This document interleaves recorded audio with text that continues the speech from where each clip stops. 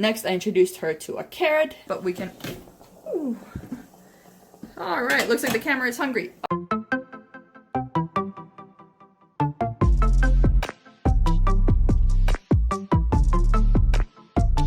Hi everyone, welcome back to my channel. Today we're in my kitchen because I wanted to introduce to you how I make baby purees for Stella.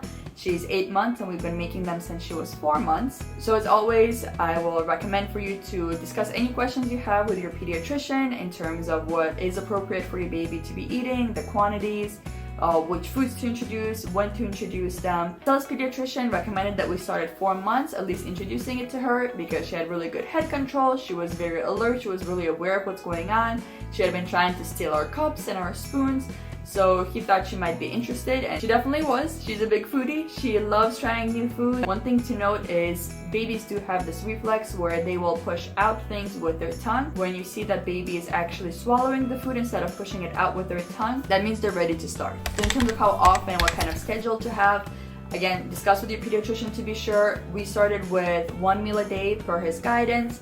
We moved on slowly to 2, so we did a breakfast and a dinner actually because that just worked better for our family. Eventually I moved on to 3 meals, so now she's having a breakfast, a lunch, and a dinner.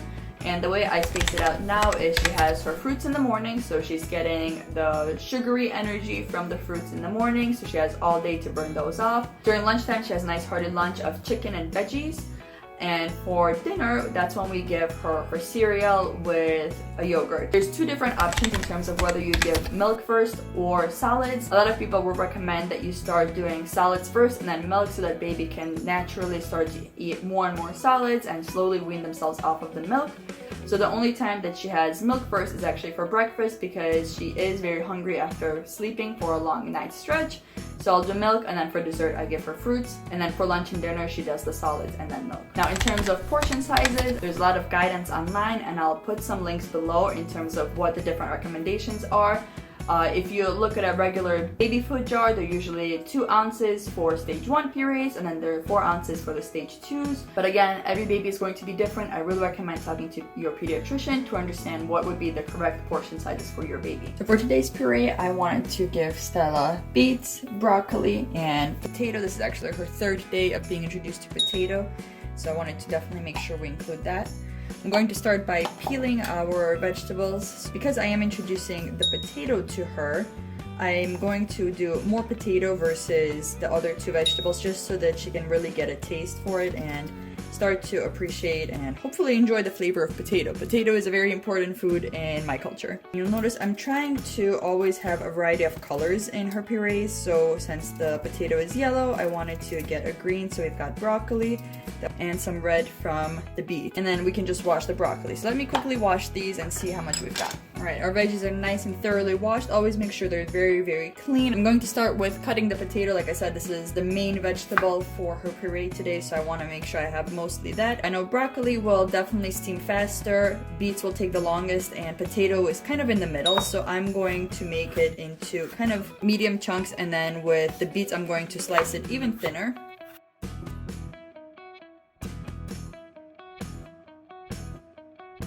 A little base layer of the root veggies and put these softer veggies on top, and that again helps me make sure that it's going to cook at a more even pace. I'm going to go ahead and add our water and chicken in here actually, so the chicken will be boiling and cooking right under the veggies, so then any of the extra juice that drips from these veggies will be in here, and this is the water that I will end up using to thin out the puree. And like I said, I'm going to add chicken for her. I do give her chicken. I get her organic chicken. We've got the water, we've got the chicken. I'm putting the veggies on top, got the lid, and we're gonna move over to our stove really fast. And now we just wait for the magic to happen. So while the puree is going there, I wanted to give a quick overview of the kinds of fruits and veggies I have introduced to Stella so far to give you some ideas of recipes and combinations you could do. Whether or not you introduce fruits or vegetables first is going to be a personal choice. Depends on who you ask. Some people say don't introduce fruits first because they will never take to veggies.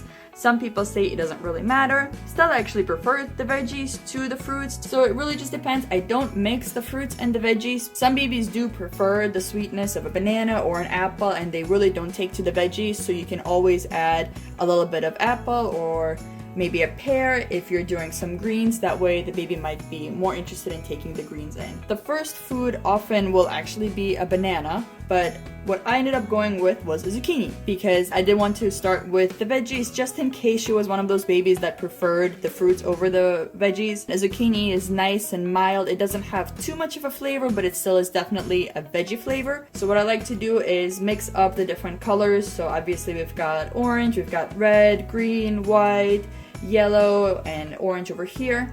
And I like to make sure that I'm giving her different color combinations. And if she's had, for example, a carrot and beets the past 2 days, I'll rotate these out and maybe I'll give her a squash and a sweet potato and a zucchini.